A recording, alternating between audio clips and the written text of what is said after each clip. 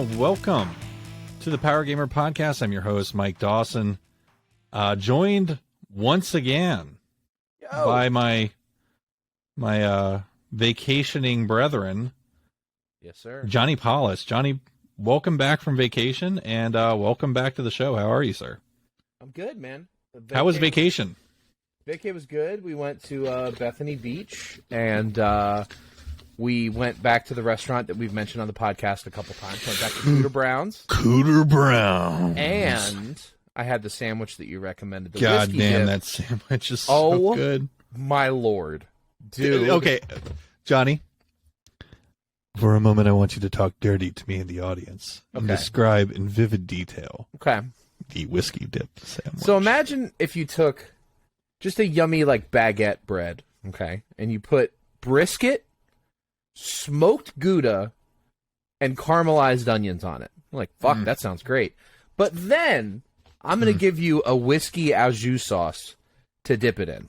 So you have a French dip, but instead it is brisket and smoked Gouda and whiskey au jus. It's stupid. Mike recommended it, and I'm really glad he did, because that's probably what I'm going to get every time I go there. Oh my God, it's so good. It was insane.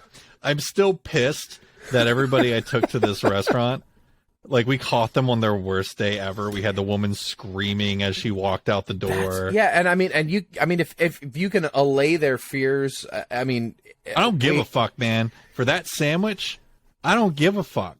We had another great experience. They were great. Everybody was friendly. The food was awesome, as always. I've never had a bad experience there. But and it's funny. I wasn't even the person that ordered that sandwich. Right. You know, Amy ordered that sandwich, and I'd eaten some wings. Yeah. And she took a bite of it and was like, no. I look over at the sandwich. I'm like, hey there. Let me get a little piece of that. Hey there, whiskey dip sandwich. And I took one bite of it and just, had my fuck that's delicious moment. And even after eating a plate of wings, just clowned that entire sandwich. Oh, yeah. It was the most delicious thing I've ever put in my face hole. And we had the poutine fries as well. Cooter Brown's. Cooter Brown's. But no, so we went to the beach, and you went to Cooter Brown's, and there was the beach. Went to Cooter Brown's. I brought the Switch with me, and I rolled credits on a game. We'll talk about that in the next segment. How was your trip? Yeah, so I've somehow not had to take any breaks or substitutions from the show. I have no idea how I've been pulling this off lately, especially with editing it, and everything else. But yeah, my ass was in Belgium all week, and I went for work. We went to see a speaker manufacturer that we're working with that's overseas. I don't mind giving them a little shout out here. They were very nice. Sure, do it. It's a brand most Americans aren't familiar with called Audac, AUDAC, which is a shorthand I learned for audio accessories, because they started out as an audio accessories company. Well, fast forward, they're like this huge business in Europe, and over there, it's what everybody uses. So Nike has a massive distribution center in Belgium that actually serves all of Europe, all of Asia, and all of Africa. So, like, it's their biggest thing. And it was like, I posted some pictures on my Facebook page, and like, it shows this huge building that looks like the size of the city. What I couldn't capture in photos is that's one of 5 of those buildings next to each other. Wow. Like, it's an entire zip code of Nike warehouses. They have their own dock. Good Lord. Full of shipping. I mean, it's just absolutely huge. And, so top to bottom, all of those facilities were decked out with this equipment, which is why we went there. Belgium's pretty cool. It's a very different place than America. This was my first time over to Europe, just at all. And, it was cool. Like, it's kind of hard to put your finger on after being there, like, in a blur for 3 days. Right. But culturally, things are a lot different. in Belgium from America. Like basically the whole world shuts down at 11 o'clock and everything goes just black, which is kind of weird. Wow. So there's no like nightlife really? No, there's not. Basically everything shuts down at like 11 o'clock. Wow. And, yeah, people go home and all the streets are really tiny and there's a lot of tiny cars and tiny trucks and tiny bathrooms with tiny toilets. But the weirdest thing as an American in Belgium is public restrooms are fucking weird. Here's why. So in my hotel, this beautiful hotel, it's called Haas Hotel. It's in the town of Hasselt where we were staying. There's a public restroom, like right by the elevator. Pretty normal stuff for a hotel. I'm not blowing anybody's mind yet. When you walk into the bathroom, right? There's no men's, women's. This is a single bathroom. There is a sink. There's a urinal. And there is a stall. And there is no door on the front of the bathroom. So if you're a dude taking a piss at the urinal, anybody can walk in. And like that's normal. There's a door on the stall, but that's it. So, you know, you hear a lot in the United States, like the idea of, I'm not trying to get political here. I mean, this is the thing that we talk about here in the United States is the whole gender ambiguity thing, you know, that, which I kind of had a weird romance with the idea the first time I was a kid watching Starship Troopers. Y'all know the scene I'm talking about. So, yeah. Yeah, in movies and like in thought, it seems like a cool thing, but in real life, I did not see a single dude use that urinal because they're just like, wait a second, what? And there's no like dividers on the urinal, you know, like no dividers. So you're just there in the room. I'm like, who wants to walk in on that? Yeah, I mean, when I've tried to figure out in my head, like, how would it work if we didn't have gendered bathrooms? If there wasn't a men's room and a women's room, how would it work? And the first thought I had is urinals are done.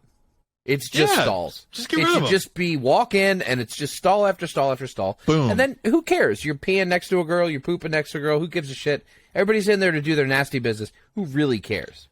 Wouldn't bother me in the slightest. But a urinal? Done. No way. Yeah, just there, no dividers. You're right next to the sink. Yep. I'm like, oh man, that must be the cleanest urinal on the planet Earth.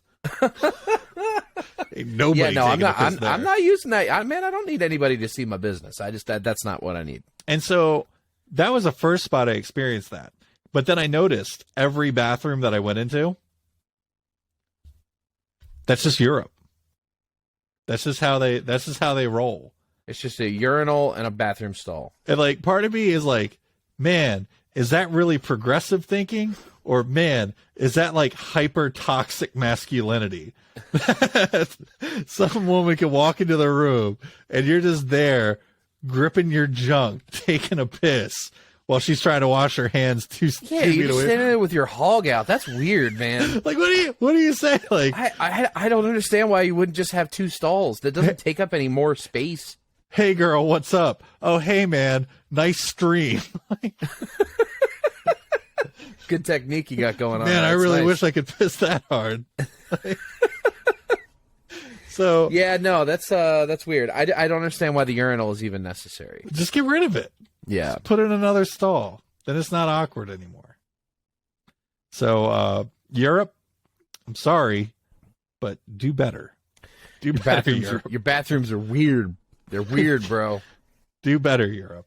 I know there's a few of you fuckers listening to this, and yeah, you need to advocate to do better. That's just is it now? I've heard in Europe that they drink their beer warm. Can you confirm this? This is an absolute farce. Okay, good. Only serial killers drink their beer warm. Okay, good. So I don't know where I heard that. I heard somewhere that like beer's warm. The Irish do that because they're just alcoholics and they don't care. Okay, fair enough. Not to stereotype anyone, but I'm just saying. The whole warm Guinness thing. Yeah. Ugh. Yeah, that's just, you're an alcoholic at that point. No, in Belgium, every place I went to on draft, there wasn't like huge draft selections anywhere that I went to. But there was always Cristal and Grimsberger on draft. Okay. Cristal's kind of like a light lagery kind of beer. It's not a lager, but it's kind of just like a light beer, but then it has a whopping fucking 6% ABV and will put you on your ass. I like that. Grimsberger is the more delicious of the two. It's a darker amber beer. Very similar to like a lot of German beers I've had, like Hefeweizen, etc.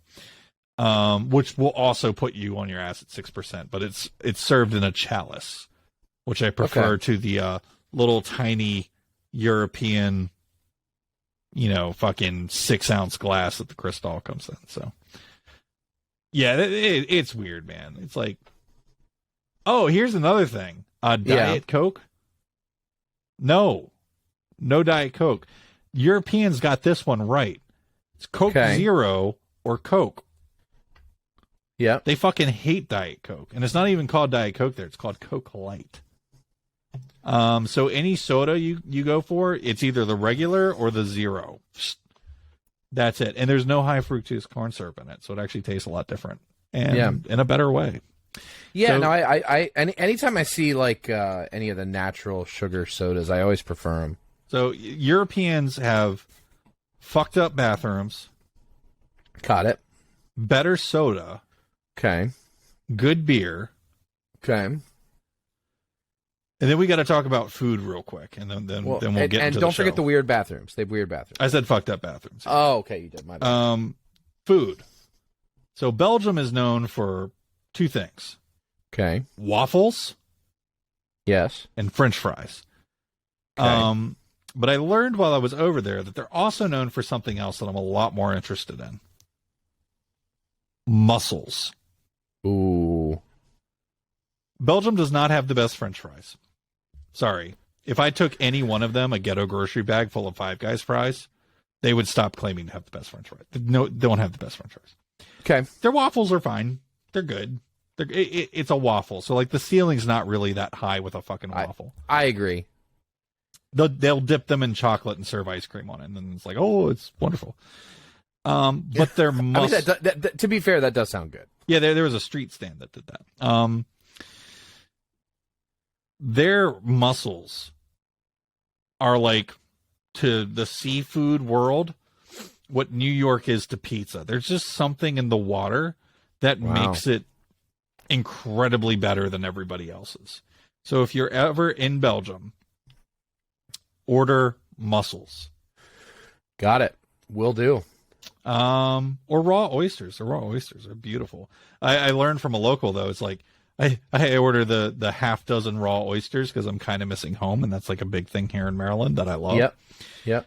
And they're like, man, not many of us do that. I'm like, huh. Well, I'm about to eat all these raw, so look out. Right. And they were really good. So, yeah. So back from Belgium. I was also tied to my Switch this week. More on that here in a moment. But without further ado, ladies and gentlemen, welcome to episode 85 of the Power Gamer Podcast. As we always do, we're going to start off this week's episode by first discussing what we've been playing this week. Johnny, I think we need a sound drop for that. We've been playing? Can you make a note? We need a sound drop for what we've been playing this week. I think we've gone long enough without it. We need to step our game up here. Okay, I can do that. No problem. Well, you kind of already stole the thunder on this segment, telling us that you completed a fucking game. I did. Ladies and gentlemen, I did. Johnny Paulus, just out of left field, a game he has not even talked about here yet on the show. Nope. He is completed. Can I get some goddamn cheers up in here from somebody? There we go. Thank you. Thank you so much. Thank you. I appreciate it. That's 4 beaten games in the last month. Thank you very much. Appreciate I just don't know what to do right now. I'm beside myself. So Johnny, why don't you take it away here and tell us what you've been playing? Yeah, so when I was getting ready to go out of town, I was streaming on my Twitch channel. Shout out to my stream, twitch.tv/hellhero, H3LL H3RO. Anyway, I was streaming. I said, hey, going to be out for a few days. Any recommendations on what games I should get on the Switch? And Mike was like, dude, Blasphemous. You got to get Blasphemous. It's on sale. It's like $6. I was like, done. Went and bought Blasphemous. Night one of the vacation, fired up Blasphemous, had fun with it. I actually really liked the CRT filter options, especially like CRT with the curved screen. Yeah. Was really cool on the Switch. Like it had that old school vibe, and I was enjoying that. But the game's tough. And I got to kind of a frustrating point a few hours in, and I don't know, I wasn't on that wavelength. It wasn't that I wasn't enjoying the game. It's not that I don't want to play it. I just went, you know what? When they announced Marvel Ultimate Alliance 3, I was so excited, and I'd be lying if I didn't say that it's half the reason why I bought the Switch, because it's a Switch exclusive. This was one of the big Switch exclusives where I was like, well, fuck, I guess I need a Nintendo Switch, because I loved the first two Ultimate Alliance games. They're one of the only games that I've gone back and beat multiple times. And when I say multiple, I'm not saying I've rolled credits on them once or twice. I've probably beaten Marvel Ultimate Alliance 1 and 2 4 or 5 times. It's one of those games, it's like a comfy blanket once I get into that mode. And if you've ever played one of these games, the thing that makes them so fun is there are so many characters that you can play, and you level them up separately. And it's kind of a lot like what makes Diablo so fun is like you beat it with your Necromancer, and then you're like, well, shit, now I got to level up a Barbarian. Let me do it all again with the Barbarian. But in this game, at any point in time at a save point, you can go, you know what? I'm gonna start leveling up Wolverine. I liked Wolverine. I had fun with him. Haven't played him in a little bit. Let's do Wolverine. All right, let me switch out Hulk. Let's get Ghost Rider in here. All right, and like the roster in this game is insane. You level them all up separately. They get new abilities as they level up. Those abilities become more powerful. But the coolest thing about this 4-person team that you have is you have these synergy attacks where, Ghost Rider's whatever A button ability will synergize with Spider-Man's B button ability. So if you hit the trigger and that button, not only will Ghost Rider swing his flaming chain around, but Spider-Man will web up a big, huge spider ball and drop it on the same group of enemies. So you have these really cool ultimate abilities, you have these really cool power-ups, but the main thing that has always made the Ultimate Alliance games so awesome is they are comic book mayhem. They feel like the comics. Like, of any of the Marvel games that have ever been made, Marvel Ultimate Alliance feels more like the comics because it doesn't beat around the bush. It goes, okay, the Infinity Stones are in play. You know what? Let's check in with the X-Men. What are the X-Men doing? Oh, a Sentinel has a fucking Power Stone. That can't be good. Okay, cool. Let's fight through the mansion. Okay, cool. Big, huge boss fight. Okay, we have to escape out of here. Well, let's go to the Dark Dimension. Oh, shit. Dormammu has a Power Stone, and he's mind-controlling Doctor Strange. And it's like every part of this game feels like a little comic book run. Like, it's just, it's all meat. There's no fluff. There's no filler. Every part of this game is like, oh shit, what are we doing next? Who are we adding to the team now? And that's how all 3 of them have felt.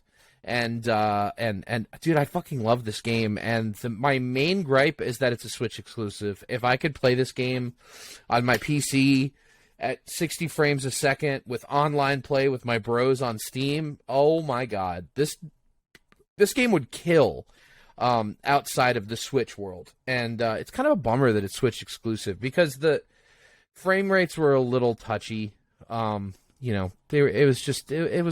it was rough, but overall I really enjoyed the game. It holds up to the standard of all that is Marvel Ultimate Alliance, and I don't know why it took me so long to get around to this one, but yeah, I rolled credits on it and I loved it. And then I bought the DLC, and I think I'm actually going to keep playing this game. I really, really like it a lot. And next up, Far Cry 6. I have been just steamrolling through this game. Been playing a lot of Far Cry 6, I see, sir. I have been playing a lot of Far Cry 6. Which is a game I care a lot about. And I said on stream last night, I think we're going to need to amend our Games of 2021 list. Yeah, we both unfortunately dropped the ball on Far Cry 6. I beat it earlier this year, and I remember on the show when I beat it, I said, man, this game definitely would have been in the top 10 conversation. I totally agree. For last year. I totally agree. This Far Cry has captured my attention more than any other Far Cry has ever been able to. I find myself very invested in the characters, and it's just fun. It's a really fun open world sandbox where I can just kind of approach every situation however I see fit. Which brings me to the thing that I told you I was going to talk about on the stream. So, in the game, there's these, I think they're called the Triada relics. They're these 3 relics that you have to find scattered around the map. And then once you find them, you take them back to this cave and you turn it in. And when that happens, you unlock a ghost panther. So he's like a spirit panther with glowing blue eyes. You get a new Supremo that has a giant skull on the back and has like paint markings and shit all over it. And you get a new rifle. Now here's the thing.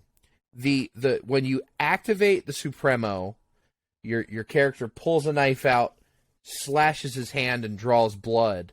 The entire world becomes encased in fog, and you can see enemies like Bloodhound and Apex. Right. So everything's gray except enemies are bright red. If you use that special rifle that you got when you got the Ghost Panther, you can shoot enemies through walls. You can just literally go to a checkpoint 100 meters out and be like, boom, rifle, dead, dead, dead, dead, dead. Checkpoint's cleared.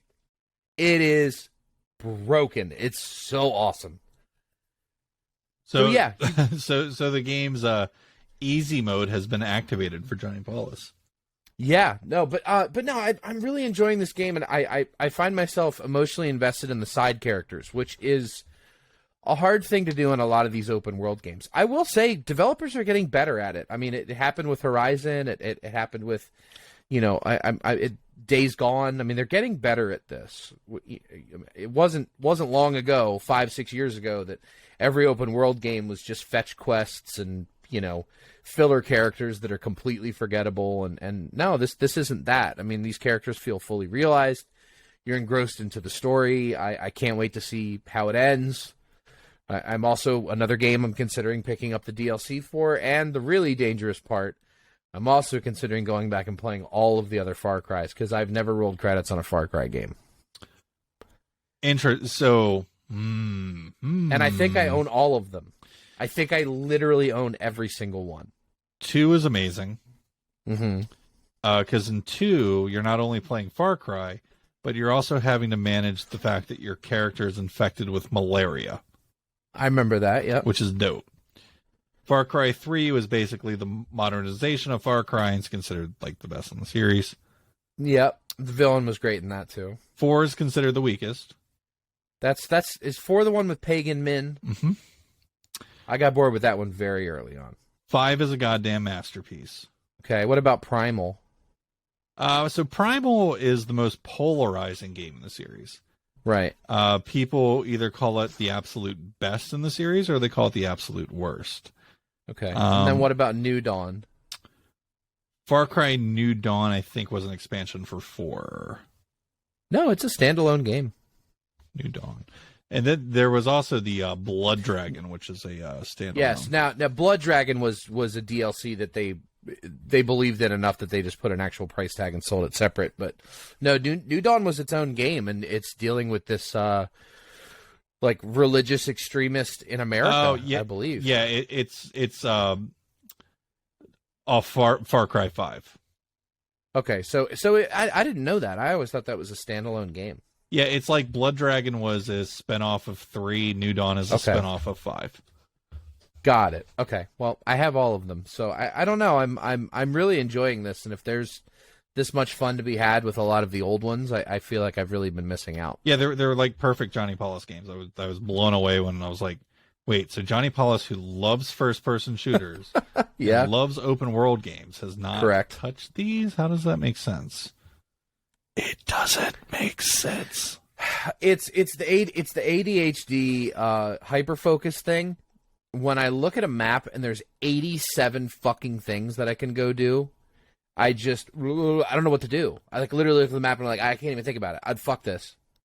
And this game, the map is not that bad. It's pretty reasonable. It's like, oh, okay, there's a checkpoint here, and like, so it's for me when I'm playing Far Cry 6 at least, is like if I have a quest and it's 100 meters that way, and there's a checkpoint and a treasure hunt on the way, I'll just do those on the way to the next quest just to knock them out. My favorite thing in Far Cry 6 was the helicopters.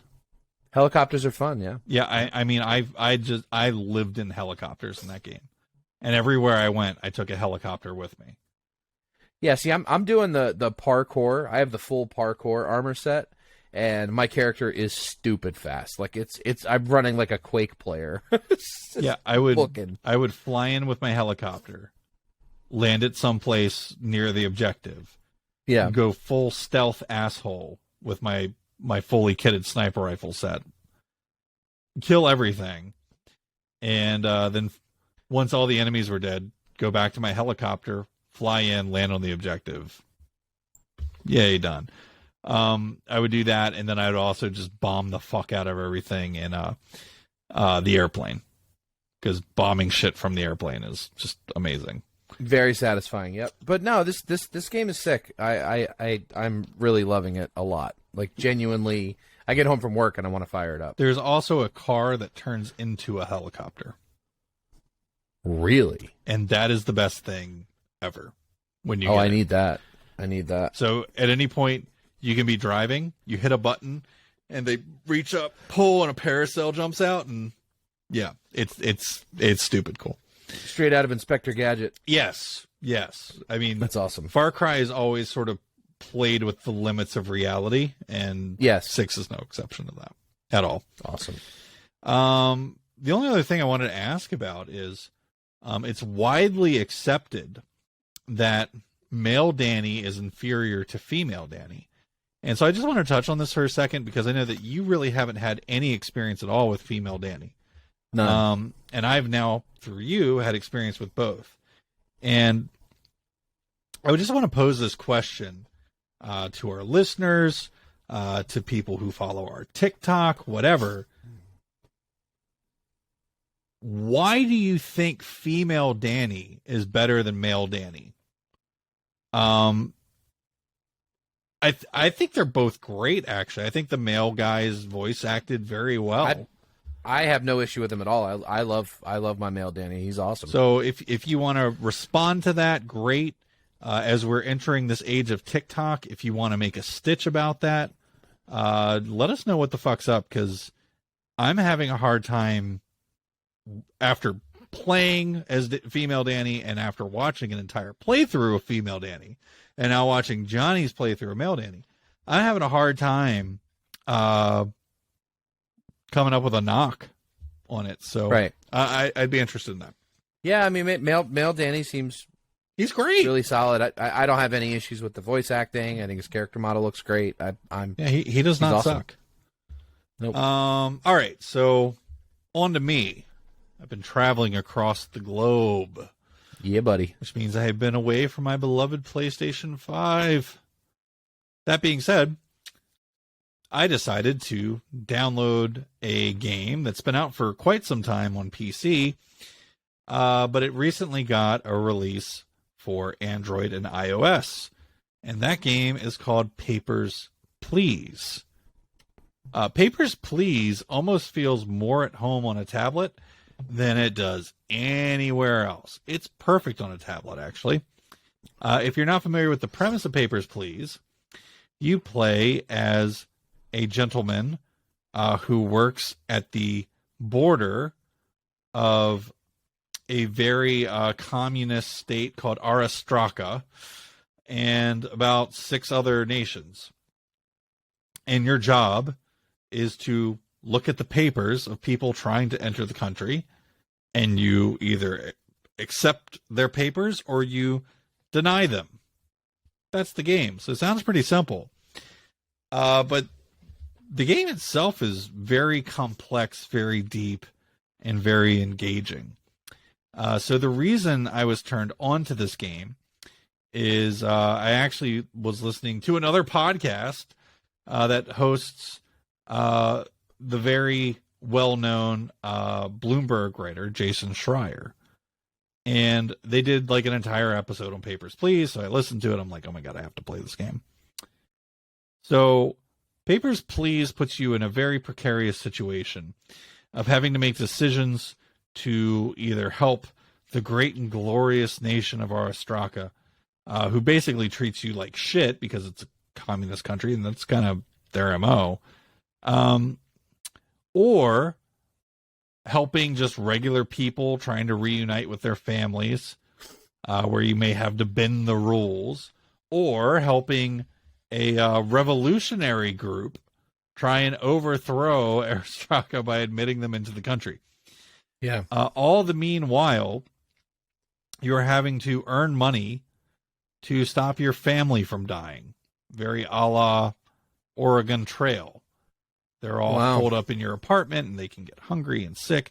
And you're barely paid enough money to pay rent, but you also have to figure out how to buy medicine and buy food and turn on the heat in between days working at the booth. So it's this wild balancing act of, do you accept bribes from people? Do you assist the revolutionary group and get financial help from them? Or do you double down as a patriot of your country? Right. One of the soldiers gets bonuses for detaining people. So the more people you send to him to get detained, he actually gives you a cut of the cash that he receives. So it's very much up to you what kind of person you want to be. That's cool. I like that. In the game. And very quickly you will learn a lot about yourself and how you wish to operate. So me as a human being, Johnny, am I the kind of person that follows rules basically by the book, or do I like to bend them and fuck around a whole bunch? You like to follow the rules. Yes. But then when I'm sitting there having to go, I'm following the rules of a terrible, awful communist regime. Right. I'm like, this doesn't feel very good. So and like, it's not really working out for me while I'm doing it. Yeah, so Even like, though I know I'm doing a good job. So like the first few days, I'm like, all right, Aristraka, I'm going to be the best employee ever. You know, typical Mike Dawson fashion. But a few days in, it's like, there's a guy that comes in, he's got all his papers are good, and he's like, my wife's right behind me, you know, please make sure she gets in. We're fleeing war criminals in our home country, and if either one of us gets sent back, we'll die. And she comes in, and her papers are all fucked up. And so the right thing to do as the good employee is to deny her and send her back. But you have that moment of going, well, if I let her through, you get 2 penalties per day as freebies, where they don't cost you anything. Got it. But if you hit 3, they start docking your pay for the day, which could lead to little Jimmy starving at home, or your wife not getting the meds she needs, or not turning on the heat in your apartment. Okay. And if your kid dies, if anyone in your family dies, you lose the game. You're fucking done. Or if you can't pay your rent, you can't pay your bills, game over. So you constantly have to be managing your freebies the right way to make sure you can let by people that... It's crazy in depth, this game. And it's very cheap. It works great. It works so good on tablet. How much is it? Like $4 or $5? I think it was like $4.99. Yeah. So it's dirt cheap, and it's just absolutely amazing.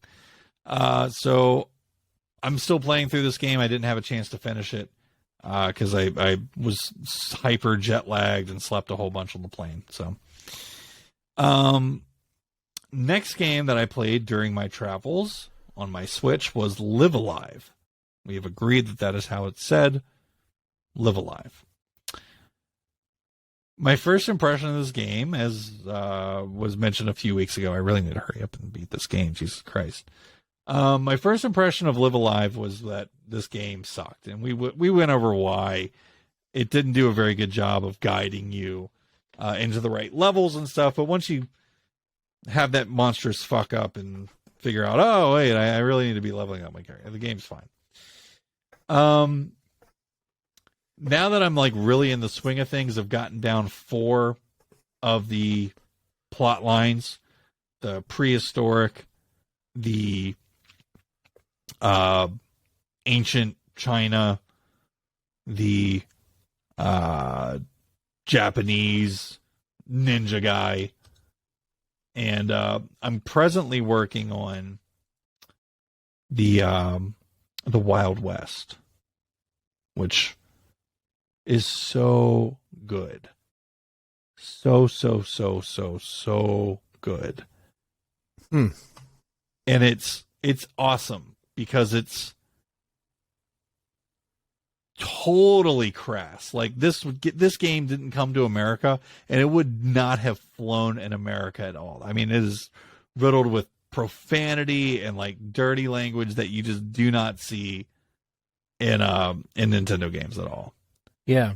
And it's great. And this whole Wild West part of it is just absolutely the best thing ever.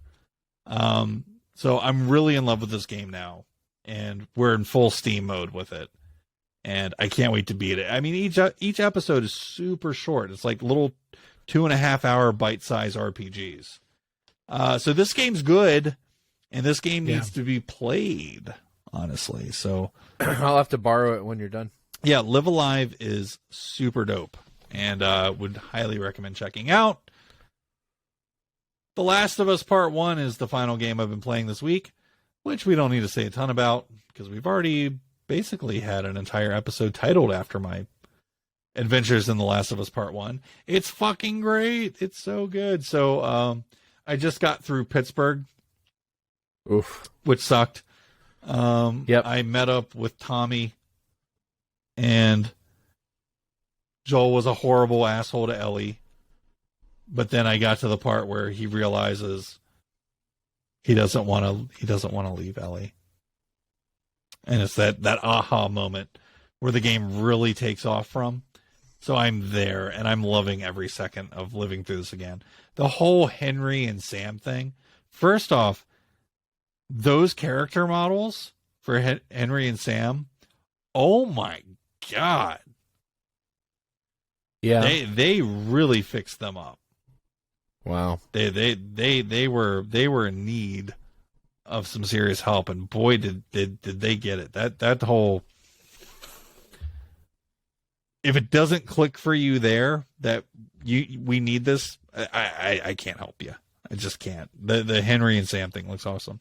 And the reason why also I wanted to mention Henry and Sam is I know that they're in the new TV series that's coming out. So it's looking more and more like this TV series that's coming on HBO is really doing its best to follow the game. So, please be good. If you haven't played The Last of Us at all and you don't know who Henry and Sam are, God, I don't want to say anything, but yeah, man, it's gold.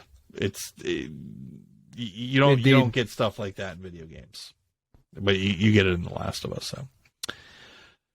That wraps up what we have been playing this week. So I guess now it's on to our big topics for this week. Let's start off by talking about the big Take-Two takedown. That's right. If you haven't been living under a rock this week, you know that Grand Theft Auto 6 Rockstar got the absolute bejiggers hacked out of it this past week. Which led to quite a substantial leakening So I don't want to go too far on this, but it is worth noting that this leak occurred. I didn't watch any of the leaked videos, probably because I was in Belgium, and yeah. But I know at this point they've basically all been taken down.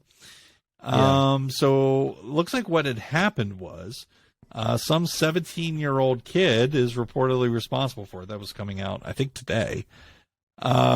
And he was responsible not only for the hack at Rockstar for GTA 6, but he also had claimed responsibility for the Uber hack that took place. Of course, the ride-sharing platform, Uber. This is per Video Games Chronicle. So as it relates to Rockstar, at least, some 90-some videos were posted online, which Rockstar's all taken down. I guess it goes without saying, this kid is fucked, because I also saw that they have him in custody now. Fucked with the capital F. Johnny, what are your thoughts on this? Did you have a chance to read up on this, see any of the videos, and what'd you think?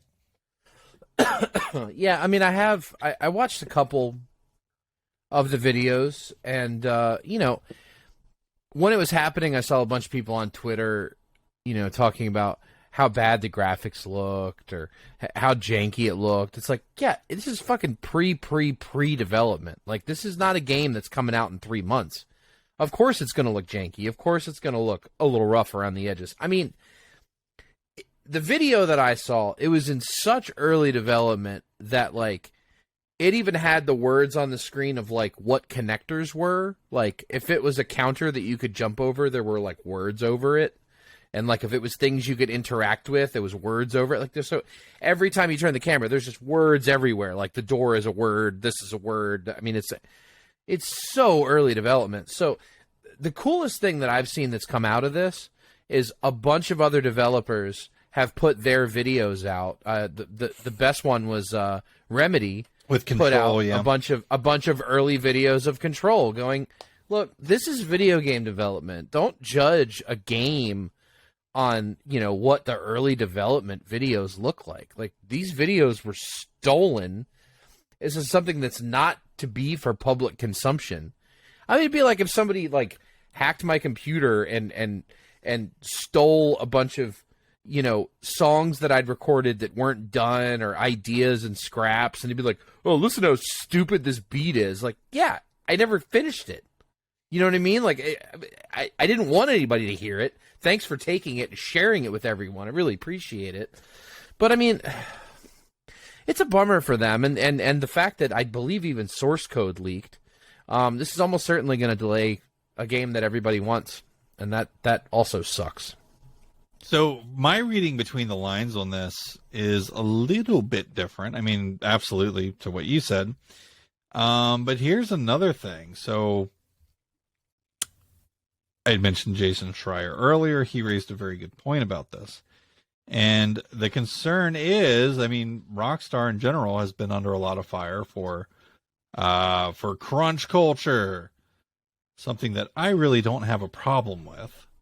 However, one of the ways game companies counter crunch culture is by letting their employees work from home.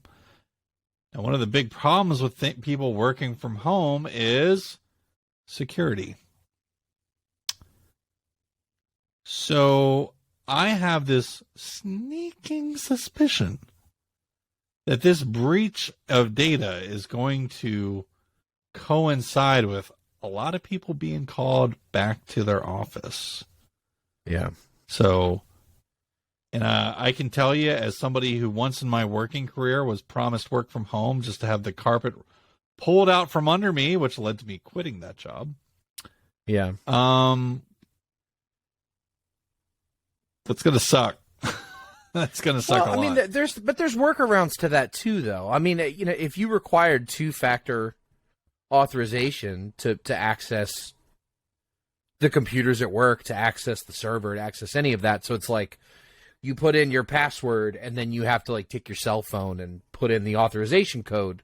Or, I mean, shit, you could even give them, like the little auth keys like we used to have in the World of Warcraft days. I mean, that would be an easy enough solution that you can't hack that. I mean, if you have a real encrypted authenticator system set up, it's not hard to do.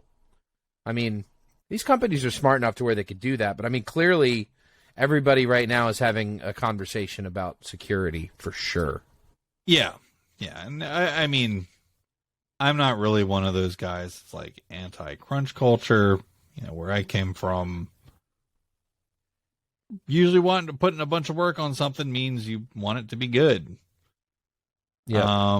But certainly for people who have been working off site, that shit sucks. Having to get called back in, or maybe you don't live in the town. Maybe now you have to pack up and move. I mean, shitty. So boo on you, hacker. He's got the FBI kicking in his door so he could post a couple fucking videos on a forum. Yeah, that was the Dumb Dick of the Year award goes to that kid, man. Poor guy. Johnny Paulus, what would you do if that was your kid? Jesus Christ, what would you do if the FBI is kicking in your fucking door because my son hacked Grand Theft Auto to post 16. a few videos online of pre-alpha content? I just, I mean, the reality is it's a kid. I mean, it's a kid. It's 17, yeah. It's a kid, but it's a kid. I mean, I do I think he's going to go to prison for the rest of his life? No. I mean, he's going to have a rough few years, I'm makes sure. me question their security if it was breached by a 17-year-old. Yeah, I mean, and that was the thought process I had. Was it like, because I know there are places on the internet where you can purchase password information. Was it as simple as, somebody scrolling through the list saw Steve H at rockstargames.com password was like, oh, wait a minute. I'm a hacker now. I got that. Well, yeah, it was like somebody's like, oh, I have the password for this guy at Rockstar Games for his Tinder account. Let me see if that password works over here. Oh, shit, it does. It might have been as simple as that. I don't know. Oh, man, this kid I don't know. But I mean, he's obviously not that good if he's already caught. What's it been, a couple of days? Very he's already true. in custody? Very true. Yeah, he fucked up. So, kid, whoever you are, play stupid games. Win stupid prizes. You are the winner of a stupid prize. Let's hear it for him, ladies and gentlemen. Congratulations. You win. So, yeah. Well, we'll see where that leads, but looks like all the videos are gone, so that's good. Next up, Cyberpunk is going through a resurgence right now. There's a lot of hype around Cyberpunk with the new patch, the general good state that the game is in. We got some new TV shows. We got a new expansion on the way. So here's a little reporting from VGC on this. As noticed by analyst Benji Sales, Cyberpunk has attracted 104,827 players concurrently, whereas The Witcher 3's all-time peak is less than that, 103,329. So Cyberpunk now, almost 2 years after its release, has had more concurrent players, and this is just for Steam, so we're not even talking about consoles, just for Steam. Yep. Than The Witcher 3 has ever had. Let that marinate for a second. Well, and they said that if they include consoles, it's somewhere around 1 million. Like 1 million people online right now playing Cyberpunk. Well, they put out those wild. updates, right? For the last gen to bring it to the current gen that they didn't fuck you over for. Is this the next great turnaround story, Johnny? It sure seems like it. And for the record, I would like to remind any of our viewers that have been with us since the beginning that although Mike and I have shit on Cyberpunk and decisions that they made multiple times, CD Projekt Red, yeah. we have also been apologists for this game since day one. We have not shied away from talking about how great of a game it is. Since day one, Mike and I have both said Cyberpunk is fucking awesome. And I played that shit on PS4 when it was janky as fuck. You played it on PS4 before it was patched, and you still had fun.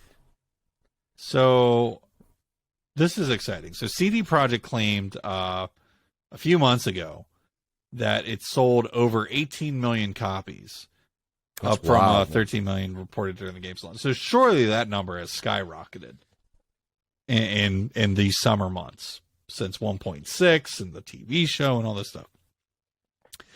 Phantom Liberty, which is the game's first real expansion, was announced earlier this month, and it comes out on all platforms next year. Trailer looks dope. Looks great. Looks awesome. And CD Projekt did come out and say that Phantom Liberty is the only planned expansion for the game, but it remains fully committed to building the Cyberpunk IP beyond the DLC's release, which giving the major changes and additions they made through patches. Okay, cool. So I'm really excited to free up my gaming calendar to hop back into this game. I really want to play it on next-gen consoles now. It's been long enough that I want to play it again. Yeah, me too. I have watched the entire Edge Runners series, and oh my god, it's fucking awesome. And I know why that is driving people back to this game, because it was such a well-executed TV show. Awesome. That's what's responsible for this, is the Edge Runners show on Netflix. It's fucking incredible. Yeah. It's like, the best way to describe Edge Runners is it's like the pinnacle of early 90s anime re-seen in the Cyberpunk universe. Cool. It's got all the brutality. It has the amazing soundtrack.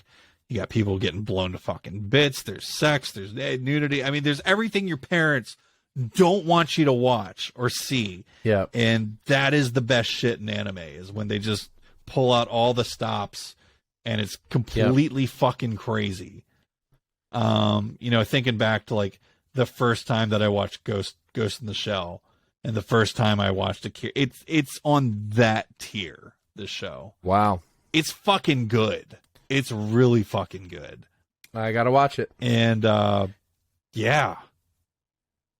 Cyberpunk is back. So one of the thoughts that I had when I saw that headline and I read that article is, I wonder if somebody at Best Buy is regretting the $10 sale. 2 million copies that they blew out for $10. Bum, bum, bum, bum. Remember, they were giving that game away like 6 months ago. Oh yeah, for $9.99. I mean, it was $10. Because of that, I scooped it for Xbox. So, like, I've beaten the fuck out of it on PlayStation. Now I've got Xbox. I'm like, I'm going to be playing this game forever, because it's really truly a great game. And it just keeps getting better. So, Cyberpunk, guys, now is, I guess, the best time to play it. Finally, we can say that it's September of 2022, and now is finally the best time to play Cyberpunk.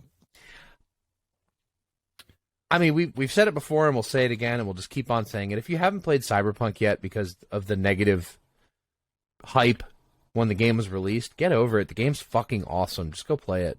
Like, seriously, it's really fun. Just do it. Next up on the docket, Johnny, a topic near and dear to your heart, as you're our resident PC first gamer. Yes, sir. The 40 series cometh. Yeah, we knew it was coming. So, some reporting here from IGN.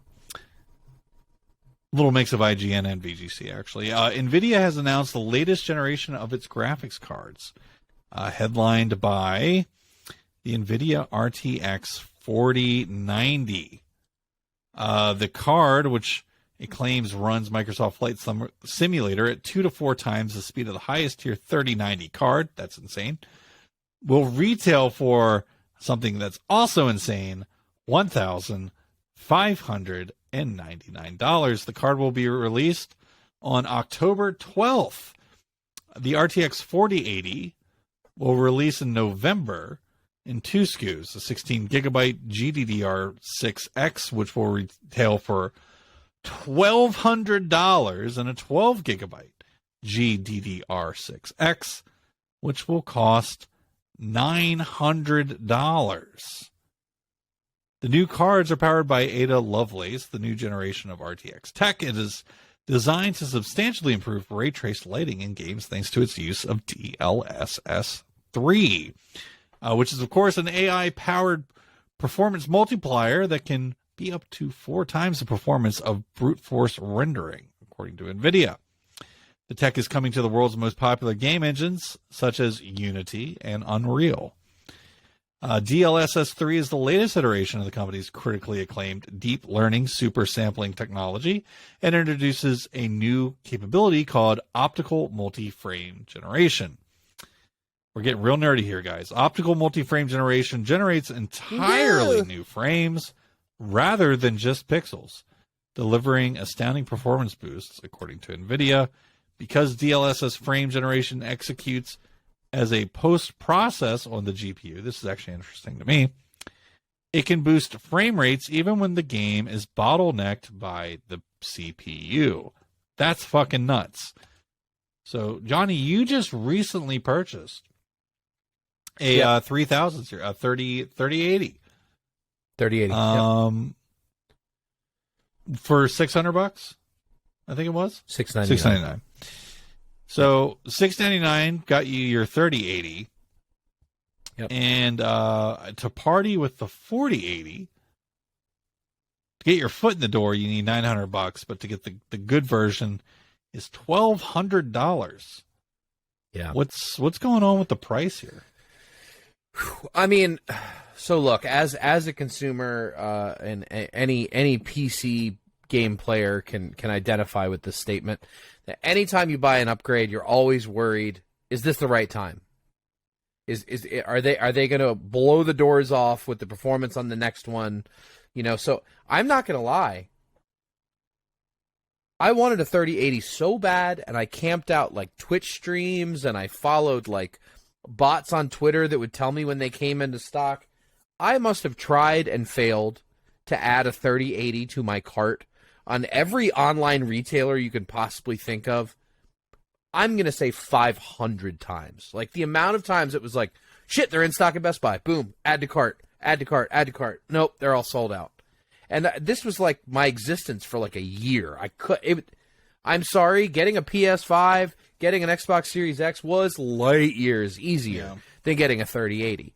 So finally, one day, the 3080 Founders Edition becomes available on Best Buy, and it's $699. It's not marked up. It's not inflated price. I'm like, that was the street price the day it was released. This is awesome. I got to do this. So I did. And then like 2 weeks later, I was like, they're about to announce the 4000 series, and that thing's going to be twice as fast, and it's going to be the same price, and I'm such a dumbass for buying this card. The moment I saw that the 4080 is $1,200, I was like, never mind, I'm good. I'm not going that high. $1,200. Look, all I could think of is like, I remember when they announced the NVIDIA Titan, and it was $1,000, and that was like, fuck you money. The 4080 isn't even the top of the line. And you know they're going to do TIs 6 months down the road that are going to be even more money. They're going to have a $2,000 video card in 6 months. The one step up, the 4090, we already know is $1,600. That's what I'm saying, $1,600. So when they do a 4090 Ti, it's going to be $2,000. It's going to be $2 fucking grand. I'll tell you what, AMD is not stupid. I think this is the biggest fucking mistake that NVIDIA has ever made. Well, they just lost right now. I'm going to just coattail on your point and just set something on a T stand for you to really knock this out of the park. EVGA just bailed. on GPUs because they said NVIDIA was making it impossible for them to turn a profit with how they're treating manufacturers. So EVGA just got out. Yep, said we're not making NVIDIA cards anymore. We're done. Man, that maybe freed up some space for them. But what were you saying about the AMD cards? I mean, look, the same as the console war is the same thing with NVIDIA and AMD, aka ATI, video cards. They're always butting heads. It's always who's going to be king. It's always who's going to have the best performance. If they announce their next batch of cards and they come within 20% of the 4080 and 4090 and they're at the price point that they are now, like in the 700, 800 price point, it's game over, man. I mean, some people are that crazy with their money that they're just going to spend it no matter what. You know, the people that bought the Titan when it came out, for example. I saw the Titan price tag and was like, fuck you. I saw the 4080 and the 4090 price tag and said, nope, not for me. That's too much damn money. So you know what? If you're looking for a gaming card, just go buy a 3080. They're all over the place now. You can get them for $600, $700, $800. They just absolutely crush. I'm sorry, $1,200 is too much. So, and here's the final question to bury this topic. If this becomes the new normal across the board, NVIDIA, AMD, whatever. Yep. You're mainly a PC gamer. Yeah. Is that a nail in the coffin for you to become a console first kind of person, or? No, the market's going to balance itself out. I think this is a big flex on NVIDIA, and I think this is probably an introductory price that they know that a bunch of people, especially as we come up to the end of the year, are going to spend that money. Do I think every video card going forward released by NVIDIA is going to have a $1,200 price tag? I don't see that happening. So we will have to wait. And people have to buy these things. People have to game on them. And if the price point is too fucking high, they're just going to stop buying. Or they'll just start buying consoles. Or they'll just start playing consoles. For $500, no, I mean, you get a system that fucking goes toe to toe. So, just saying, it's very appealing to be a console gamer right now. Which Johnny's a PC first guy. I'm a console first guy. Got my gaming rig. Yep. Got that 2080 laying over there. I'm still doing fucking nothing with. But yeah, I love consoles. So it's always kind of interesting to watch the calamity of the PC market because, you know, me, like probably the majority of people go, well, I got a PS5 and thing kind of kicks ass. So I'm going to play that. And my PC rig is always a hodgepodge of used parts that always seems to work fine. So I'm like, well, what is the point? I don't know, but some people are just performance junkies, and I really think that that's what this new 40 series is going to be geared towards, at least at release. But I think ATI saw that price tag and they went, all right, this is like you know Xbox what? and PS3. Yeah, I mean, dude, I think they're killing it right now with Ryzen. They're making money hand over fist. They're making more money than they have in a very, very long time. I wouldn't even be surprised if they said, you know what? Let's cut our profit number 10 points, 20 points on the ATI cards just to corner the market. I think they'd be stupid if they didn't. I think if they go, here's our new card, it crushes the 4080 and it's $899, $799, whatever, versus their $1,200. People are not going to buy the NVIDIA. It'll be very interesting to see how that pans out, but we, of course, it is going to be very interesting. Running up here on time, so I think without further ado, it's time for our final segment of the week, and that segment is, of course, called...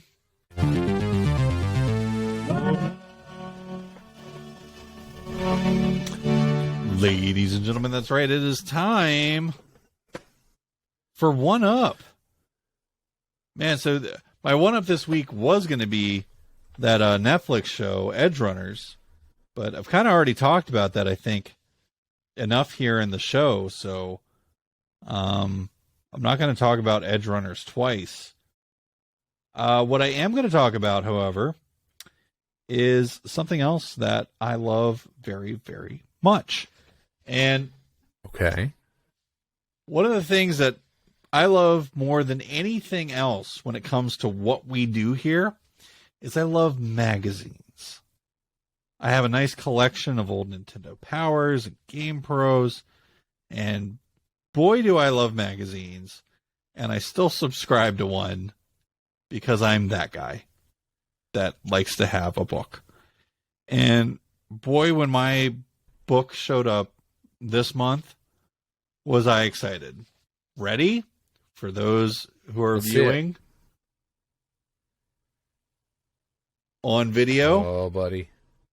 We have the new Game Informer that has this awesome God of War Ragnarok cover that wraps all the way around the back. Sick.